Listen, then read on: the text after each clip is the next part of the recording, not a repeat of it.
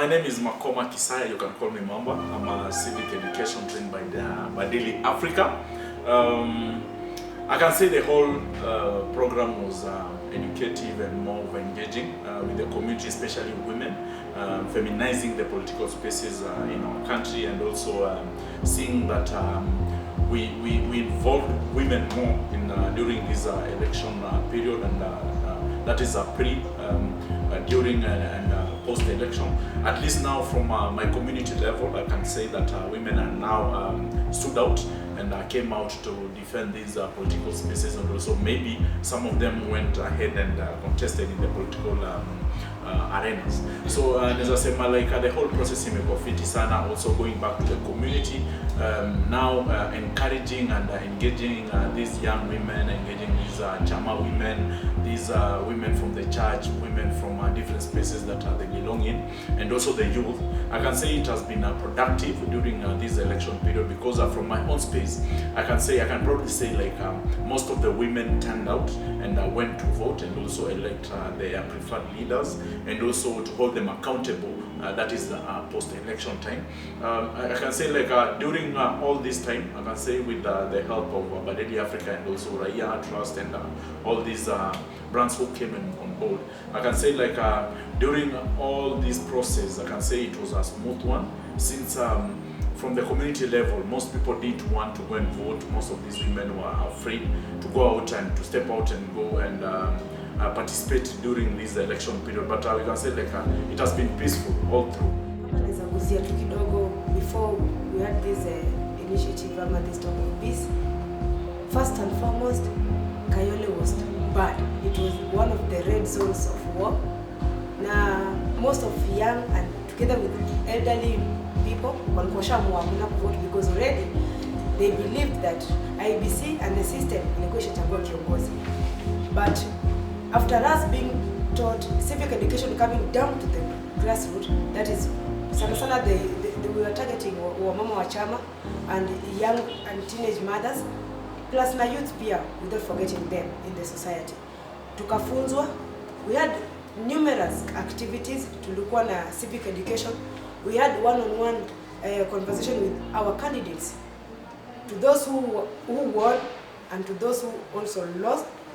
We had a peaceful dialogue with them, and they read their manifestos to us, na tukaelewana na tukajua kwamba yule ambaye tutachagua ni yule ambaye atatekeleza matakwa yetu sisi kama wanajamii pamoja na wamama wa chama.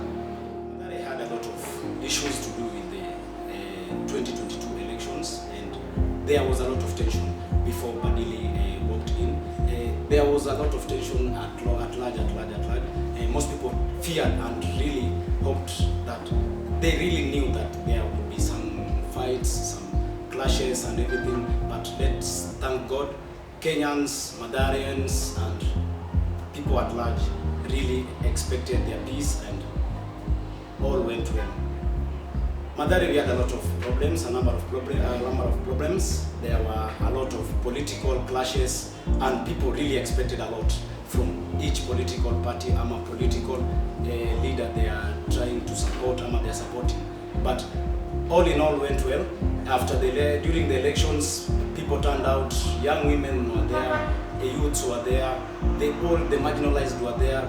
People were queued out for the votings, though they never turned out for verification of their votes, due to some reasons whereby most of them did that via the phones. During our civic education sessions, we gave them the links.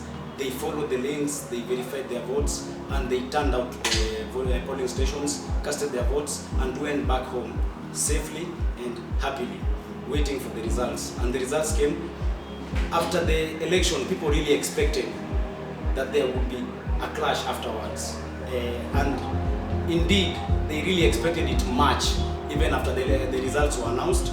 And to the surprise of many people, Madari remained calm, and people really respected the results and moved on with the result. The issue in Madari is that women have not been engaging, especially young women have not been engaging in electoral processes in the past before. I remember when I first got this job of mobilizing young women in my society, nilikuwa na shida and I was deeply worried. because who will turn up? The women themselves did not believe that they have the right to participate in these engagements. So I had a difficult time in mobilizing the youths, especially those young women. So at first, they did not turn up as I expected, because due to their beliefs and the social norms in the society, that they do not deserve to be in such a social forum where they have to speak on their rights and the problems that they are facing. So when they first turned out, I remember the session where a lot of the girls do not believe in practicing their electoral rights, especially during this year's election. That session was impactful somehow, but not impactful as much. So when I held my second session, at least there was a lot of improvement, because the girls, the turnout of the mobilization was good, and I really loved. And also the participation was interesting, because now we're interested to learn more on why they should practice their civil rights. So I was a happy mobilizer, because when I went to vote, especially in my ward where in the polling station that I voted for, niliona some of the young women who are my friends and others that I did not also know, walikuwa hapo kwa line, and walikuja very early in the morning. So I also asked one of them, mbona hukungoja ile saa 8 ya time yenye watu hawajaja? Akasema lazima arauke asubuhi na mapema ndio ingize ule mtu anataka, because ashajua reason ya mbona ni muhimu ku practice in that electoral process. So I believe that hata kama wanasema most of the youths did not vote, in Mathare, the youths that truly mobilize and truly were trained, most of them turned out to vote, and they also brought their friends with them too.